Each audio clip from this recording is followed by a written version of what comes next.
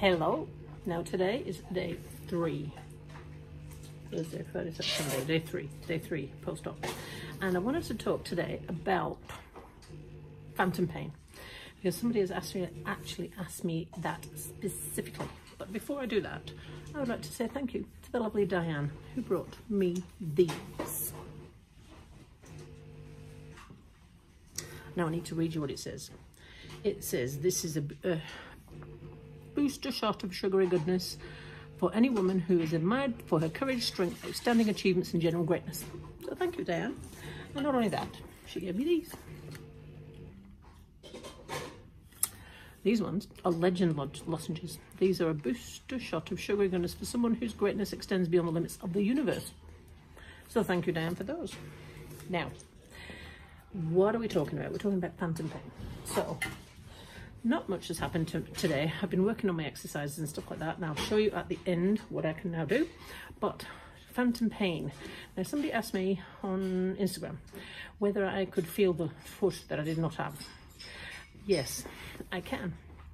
But I've been doing some research and doing some mind control techniques, and I wanted to talk about how that goes. So, the first thing I noticed was I had pins and needles in my non-foot. That's what I call it, my non-foot. I've also had a bit of itchiness in my non-shin, but I haven't had any actual pain consistently in that lower leg. Now, the anaesthetist came around and said a lot of it is to do with the mind. And also, I believe it's to do with the neural pathways from your brain communicating to your body, and if they've been well trained to the pain game, then it sometimes can be hard to switch it off. But a lot of research shows that a lot of it is in the mind. Now you might think that I'm being slightly crazy because phantom pain is an actual thing, but if you search on Google what people do about it, there's 2 things that mainly happen, and the first one is mirror therapy. Now, how that works, I think, is that you take the limb that is not affected, put a mirror between it and the one that is affected, and you do therapy based on the fact that your brain is seeing 2 limbs, one mirrored in the other one, so then you gain control over the non-limb that is causing you the pain. Now, it is very highly rated and has quite a high success rate. When you look at it, it's one of the top things that they do for phantom pain. The next one, now I had to look this up, is biofeedback. I'm really sure what that is.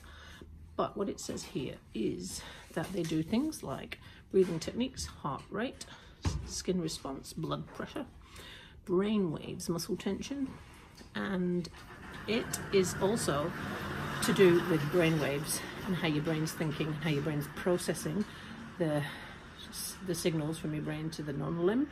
So I see it to be another form of cognitive training, the same way that mirror therapy is for cognitive training, to train your brain, to tell your brain that the other non-limb is actually fine and not giving you problems.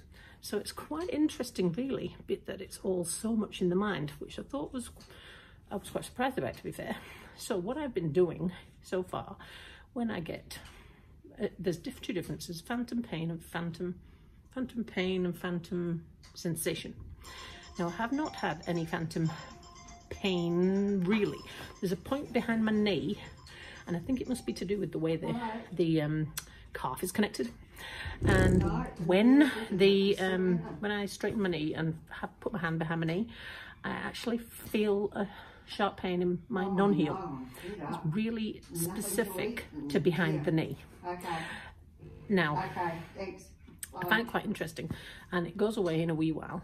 And I've sometimes had the pins and needles in my non-foot as well, which is not painful, but yeah. And when I think about it, I feel like my foot's there. When I don't think about it, I feel like my foot's not there.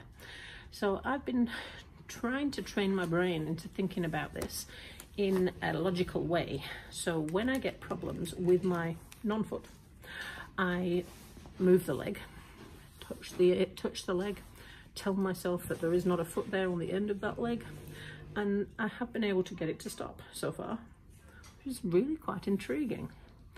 So I'm going to do some more research, because the whole brain thing connected to phantom pain is actually quite fascinating. So there's the answer to that person that gave me the question on Instagram. Yes, I do feel my non-foot, and I've so far been able to control how that is responding with my brain. So tomorrow is a big day, because tomorrow's the switch the epidural off day, switch to the pain meds day. So we cross the fingers and hope that that day goes all right. Meanwhile, here is what I've been able to do today. So if you don't want to see the limb, stop this video now. This is the last clip before the end of today's update.